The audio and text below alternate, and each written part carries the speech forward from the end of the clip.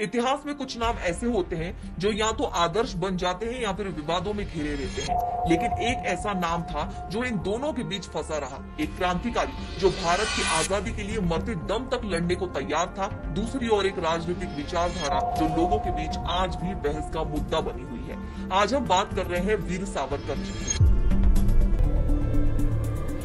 सावरकर माने तेज, सावरकर माने त्याग, सावरकर माने तप, सावरकर माने तप, सावरकर माने तर्क, सावरकर माने तारुण्य, सावरकर माने वीर। तारीख थी 28 मई 1883। महाराष्ट्र के भगूर नामक एक छोटे से गांव में दामोदर पंत सावरकर और राधाबाई के घर पर एक बालक का जन्म होता है।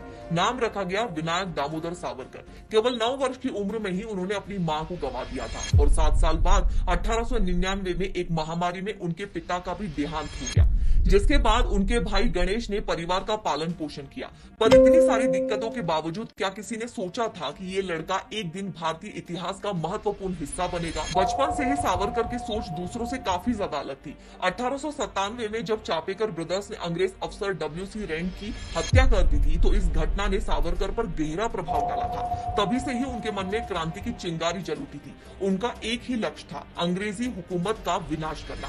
सावरकर ने पुणे के फर्ग्यूसन कॉलेज में पढ़ाई की थी और वहीं एक गुप्त क्रांतिकारी संगठन मित्र मेला बनाया था, जो बाद में अभिनव भारत सभा बना। ये केवल एक संगठन नहीं था, बल्कि एक विचार था, एक जुनून था जो अंग्रेजों को उन्हीं के तरीके से जवाब देने के लिए तैयार हो रहा था। लेकिन असली कहानी तब शुरू हुई जब सावरकर बैरिस्टर की पढ़ाई करने के लिए लंदन गए थे। वहां उनकी मुलाकात क्रांतिकारी साथियों से हुई। वो इंडिया हाउस नामक संगठन से जुड़ गए। यहीं से स्वतंत्रता संग्राम की नई रणनीतियां बनाई गई। 1857 की क्रांति पर सावरकर ने एक पुस्तक लिखी थी, जिसमें उन्होंने इसे भारत का पहला स्वतंत्रता संग्राम करार दिया था। ये किताब इतनी क्रांतिकारी थी कि अंग्रेजों ने आगे जाकर इस पर प्रतिबंध तक लगाया था, लेकिन जितना वे इसे रोकने की कोशिश कर रहे थे, उतनी ही तेजी से ये विचारधारा फैलती नजर आ रही थी। लेकिन अंग्रेज सरकार भी चुप नहीं बैठी। उन्होंने सावरकर पर नजर रखना शुरू किया और जल्द ही उन्हें गिरफ्तार भी कर लिया था। 1910 में सावरकर को गिरफ्तार कर लिया गया। उनके खिलाफ राजद्रोह का मुकदमा चलाया गया। उन्हें सबसे कठोर सजा दी गई, काला पानी और आजीवन वास की। अंडमान निकोबार के सेल्युलर जेल, जिसे काला पानी भी कहा जाता है, ये सिर्फ एक जेल नहीं बल्कि एक जीवित नरक था। यहाँ कैदियों को जानवरों से भी ज्यादा यातनाएं, मतलब उनसे भी बदतर जीवन दिया जाता है। यहाँ न कोई उम्मीद थी, न ही इंसानियत। सावरकर ने यहाँ 10 साल बिताए। इस दौरान उन्होंने कई बार ब्रिटिश सरकार को दया याचिका भी लिखी थी, जिसमें उन्होंने रिहाई की मांग की थी। यही याचिका आज भी एक बड़ा विवाद का मुद्दा बनी हुई है। उनका मानना था कि क्रांति केवल हथियारों से नहीं होती, बल्कि विचारों से भी होती है। अगर मुझे बाहर निकलने का अवसर मिला तो मैं समाज सुधार का कार्य करूंगा। क्या ये एक रणनीति थी या फिर मजबूरी? ये एक सवाल आज भी इतिहासकारों के बीच का एक चर्चा का विषय बना रहता है। जेल से छूटने के बाद सावरकर हिंदू राष्ट्रवाद की विचारधारा को आगे बढ़ाने लगे।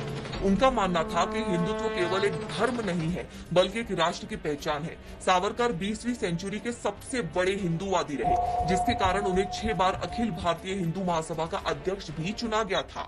उनके विचारों ने उन्हें राजनीति में भी ला दिया।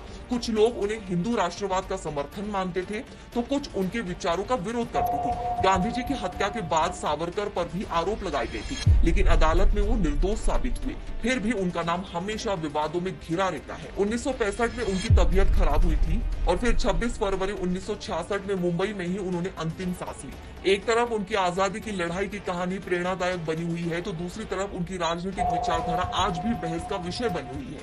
तो आखिर सावरकर का असली रूप क्या था? एक वीर स्वतंत्रता सेनानी या फिर एक विवादित राजनीतिक विचारधारा? ये आप मुझे बताइएगा। साथ ही आपको ये वीडियो कैसा लगा ये भी जरूर बताएं।